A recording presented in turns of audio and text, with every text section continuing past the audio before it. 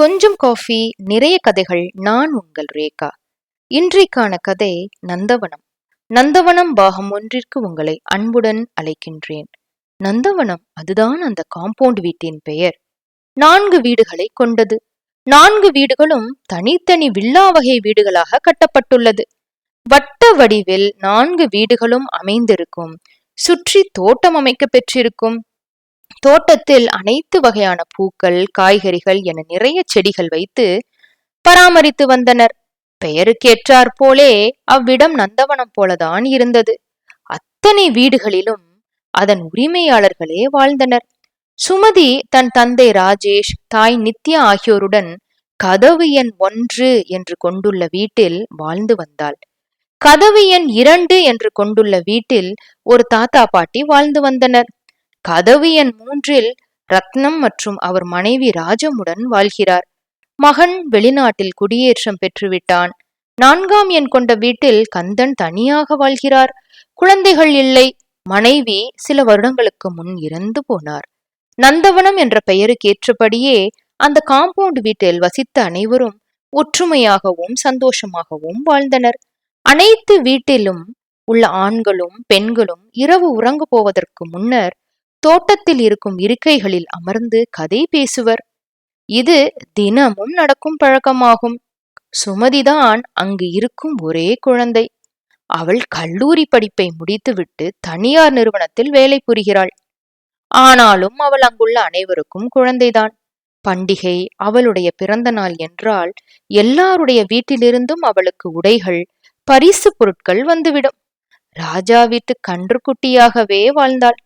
நந்தவனத்தில் குடியிருப்பவர்கள் அனைவர் வீட்டிலும் மற்றவர்கள் வீட்டு சாவி ஒன்று இருக்கும். இது அவர்கள் ஒருவர் மீது ஒருவர் கொண்டுள்ள நம்பிக்கை மற்றும் அன்பை வெளிப்படுத்துகிறது. 2ஆம் எண் வீட்டில் உள்ள தாத்தா பாட்டி இருவரும் காலையில் குறிப்பிட்ட நேரத்திற்குள் கதவை திறக்கவில்லை என்றால் மற்ற வீட்டில் உள்ளவர்கள் உடனே அவர்களை அலைபேசியிலேயோ அல்லது நேரில் சென்றோ பார்த்து விடுவர். இதே முறைதான் மற்ற எல்லோருக்கும். பண்டிகை என்று வந்துவிட்டால் போதும், பெண்கள் எல்லோரும் ஒரு வீட்டில் கூடி பலகாரம் செய்வர். ஆண்கள் எல்லாரும் ஒன்று கூடி மற்ற வேலைகளை பார்ப்பர். மிகவும் அன்புடனும் ஒற்றுமையுடனும் வாழ்ந்து வந்தனர். ஒரு நாள் இரவு ரத்னமும் ராஜமும் நன்றாக உறங்கிக் கொண்டிருந்தனர். திடீரென்று யாரோ தன்னை எழுப்புவதை போல் உணர்ந்தார் ரத்னம். திடுக்கிட்டு முழித்தார். நா வறண்டு போனது போல் உணர்ந்து தண்ணீர் குடிக்க வரவேற்பறைக்கு வந்தார். யாரோ கதவை திறக்க முயலும் சப்தம் கேட்டு பயம் கொண்டார். உடனே மெதுவாக சென்று தன் அலைபேசியை எடுத்து அண்டை வீட்டாரை அழைக்க முயற்சித்தார். அலைபேசியில் ஏனோ சிக்னல் கிடைக்கவில்லை. வேகமாக சென்று மனைவியை எழுப்பினார். ராஜமின் அலைபேசியிலும் சிக்னல் கிடைக்கவில்லை. ராஜம் பயந்து விட்டார். ரத்னம் ராஜத்தை தைரியப்படுத்தினார்.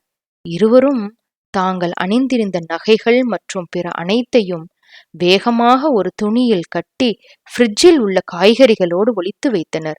அதற்குள் கதவை திறக்கும் சத்தம் பலமாக கேட்டது. இருவரும் பின்பக்க வாசல் வழியாக மெதுவாக சென்று கந்தன் வீட்டின் அழைப்பு மணியை அடைப்பதற்குள் அவரே கதவை திறந்து வெளியே வந்தார். அவர்களுக்கு ஒரே ஆச்சரியம். அவரிடம் நடந்ததை கூறி மற்ற அனைவரையும் அலைபேசியில் அழைத்தனர். அனைவரும் ஒன்று சேர்ந்து ரத்னம் வீட்டிற்குள் சென்று திருடனை பிடித்து கட்டி போட்டனர். பொழுது விடிந்ததும் போலீசாரிடம் ஒப்படைத்தனர். கந்தன் சார், நாங்க வர்றோம்னு நேத்து இரவு எப்படி உங்களுக்கு தெரிஞ்சிச்சு? ஏதாவது சத்தம் கேட்டுச்சா என்றார் ரத்னம். இல்லைங்க ரத்னம், யாரோ என்ன எழுப்புன மாதிரி இருந்துச்சு. தூக்கம் வரல, எந்திரிச்சு வரவேற்பறைக்கு வந்து ஜன்னல் வழியா பார்த்தேன். நீங்க 2 பேரும் வர்றது தெரிஞ்சிச்சு. அதான் உடனே கதவை திறந்துட்டேன் என்றார். சார், என்னையும் யாரோ எழுப்புன மாதிரி இருந்துச்சு. அதான் முழிச்சு தண்ணி குடிக்க வெளியில வந்தேன். அப்பதான் திருடன் வீட்டுக்குள்ள முயற்சி செய்யறது தெரிஞ்சிச்சு என்றார் ரத்னம். ஏன் அப்படி உணர்வு ஏற்பட்டு நாம எந்திரித்தோம் என்று கந்தனும் ரத்தனமும் யோசிக்க ஆரம்பித்தனர். அடுத்து என்ன நடந்தது? இனி வரப்போகும் பாகங்களில் தெரிந்து கொள்ளலாம்.